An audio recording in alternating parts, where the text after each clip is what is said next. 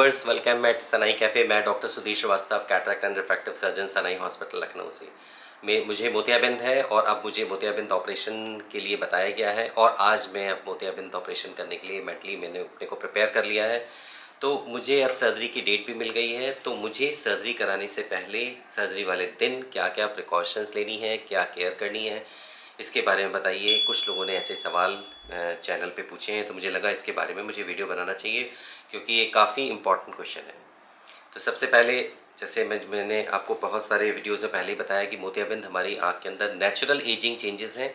आँख के अंदर का नेचुरल लेंस ओपेक हो जाता है और उसकी वजह से हम नहीं देख पाते हैं, और उसका एक ही तरीका है कि उसको हम फिज़िकली उसको हम रिमूव करें। जो आपका ओपेक लेंस है उसको हम लोग फेको से रिमूव करते हैं, फेको टेक्नोलॉजी से। फेको मल्सिफिकेशन कहा जाता है, जिसमें हम एक बहुत छोटे से सुराख से आँख के अंदर जाते हैं और मोतियाबिंद को सक करके, न्यूक्लियस को डिज़ोल्व करके, उसको एस्पिरेट करके और हम नया लेंस आँख के अंदर लगा देते हैं। आजकल कोई टाँका, कोई स्टिचेस की ज़रूरत नहीं होती। एक छोटे से 2 मिलीमीटर के कट के थ्रू सर्जरी कंप्लीट हो जाती है। रिकवरी बहुत फास्ट है। आप उस दिन, जिस दिन आप ऑपरेशन आते हैं, कराते हैं, उसी दिन आपको कुछ घंटे 2 घंटे के अंदर हॉस्पिटल से आप अपने घर चले जाते हैं। तो सर्जरी छोटी है लेकिन आँख बहुत इंपॉर्टेंट है, बहुत प्रेशस है, इसलिए केयर की ज़रूरत है। तो सर्जरी से पहले आपको क्या क्या ध्यान रखना है, ये कुछ इंपॉर्टेंट पॉइंट्स मैं आपको बताता हूँ। सर्जरी के बाद के मेरे वीडियोस आपने ऑलरेडी देखे होंगे कि प्रिकॉशंस में आपको क्या क्या करना चाहिए, सावधानियों के बारे में मैंने बताया है। वो वीडियोस में आपको इसमें लिंक मिल जाएगा, उस पे आप जाके पोस्ट ऑफ केयर के बारे में भी देख सकते हैं। लेकिन सर्जरी वाले दिन अगर आप हॉस्पिटल आना है आपको, तो सबसे पहले ध्यान रखिए कि कितने बजे आपको टाइम के लिए बताया गया है, उस टाइम का ध्यान रखिए। हॉस्पिटल्स में सर्जरी में टाइम ज़रूर कम लगता है। आप सर्जरी 5 से 10 मिनट की है, लेकिन हॉस्पिटल में आपको 4 से 5 घंटे का समय लग सकता है, क्योंकि और भी फॉर्मेलिटीज़ होती हैं। आपके बहुत सारे टेस्ट कुछ रिपीट भी किए जाते हैं, कुछ डॉक्यूमेंट्स भी प्रिपेयर किए जाते हैं। फिर आपकी सर्जरी क्यों होती है, सर्जरी प्लान होती है, लेंस आपके पहले से चेक अगर हो चुके हैं तो लेंस आपके पहले से अवेलेबल होते हैं।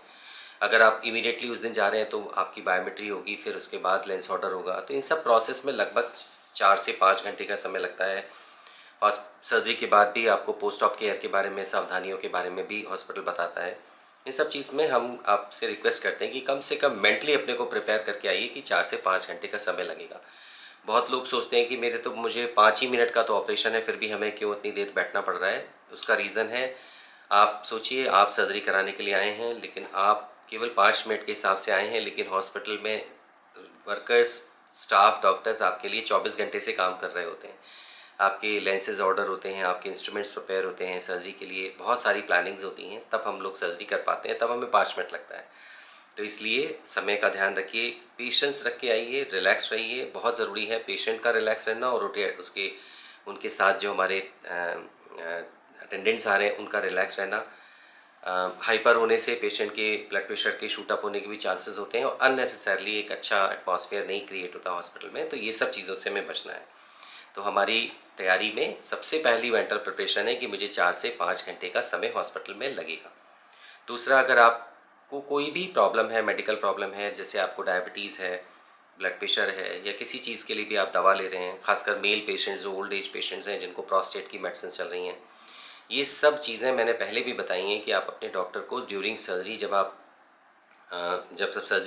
कैटरेक्ट चेकअप के लिए आते हैं प्री ऑप में, सब कुछ डिस्क्लोज़ ज़रूर कर लीजिए, क्योंकि कुछ मेडिकेशंस हमें सर्जरी से पहले रोकने की ज़रूरत पड़ सकती है, और कुछ मेडिसिन्स अगर आप ले रहे हैं तो हमें थोड़ा एक्स्ट्रा केयर की ज़रूरत होती है। जैसे अगर आपको ब्लड थिनर्स चल रहे हैं, जैसे आपको कोई हार्ट की प्रॉब्लम थी और आपके कुछ ब्लड थिनर्स हैं, तो ब्लड थिनर्स में सर्जरी करने में, पुरानी सर्जरीज़ में तो पहले से ब्लड थिनर्स को बंद ही करना पड़ता था, लेकिन आजकल हम लोग हमेशा कहते हैं कि आप अपने कार्डियोलॉजिस्ट, फिजिशियन से एक ओपिनियन ले लीजिए, क्या उसको हमें रोकने की ज़रूरत तो नहीं है।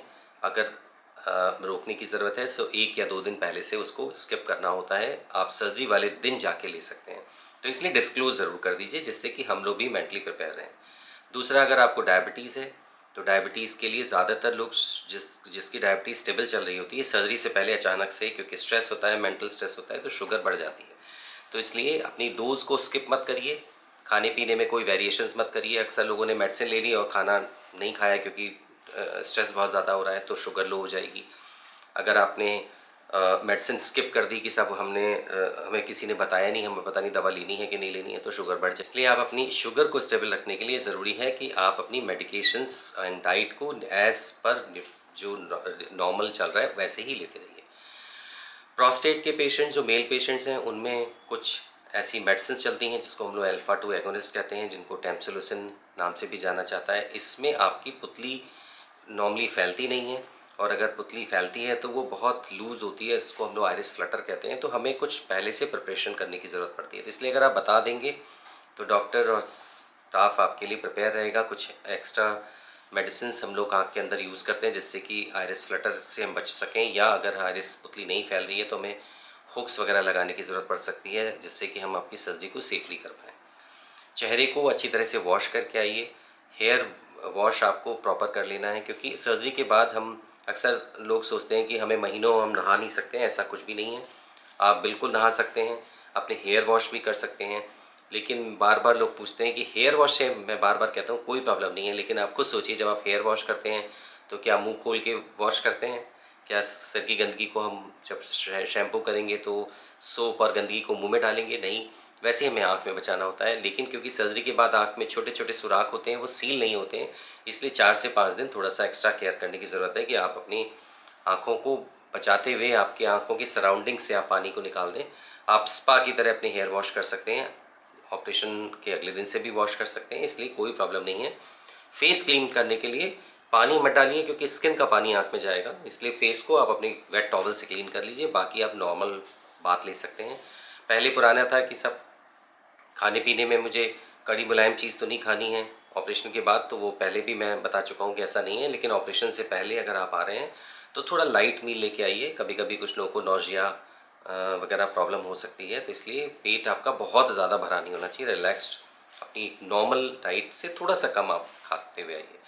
तो ये, और कपड़ों में आप कुछ भी पहन के आ सकते हैं, थोड़े लूज़ कपड़े होने चाहिए जिससे कि हम आपकी बॉडी के किसी भी पार्ट में अगर हमें कोई टेस्ट करना है तो हमारे पास हमें कपड़े आपके हटाने ना पड़े।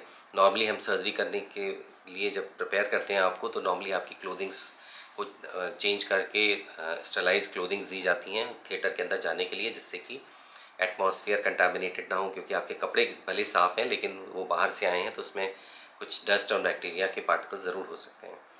तो इसलिए सावधानी बरतिए। सब सावधानी से अगर आप सर्जरी करा रहे हैं तो आप आराम से कैटरेक्ट सर्जरी में हंसते मुस्कुराते हुए अपने घर जाएंगे। अपने वाइटल्स पे ध्यान रखिए और बिल्कुल रिलैक्स होके आइए। थोड़ा सा अपने को मेंटली प्रिपेयर करके आइए कि मेरी सर्जरी हो रही है और मुझे कुछ समय अपने हॉस्पिटल में देना है।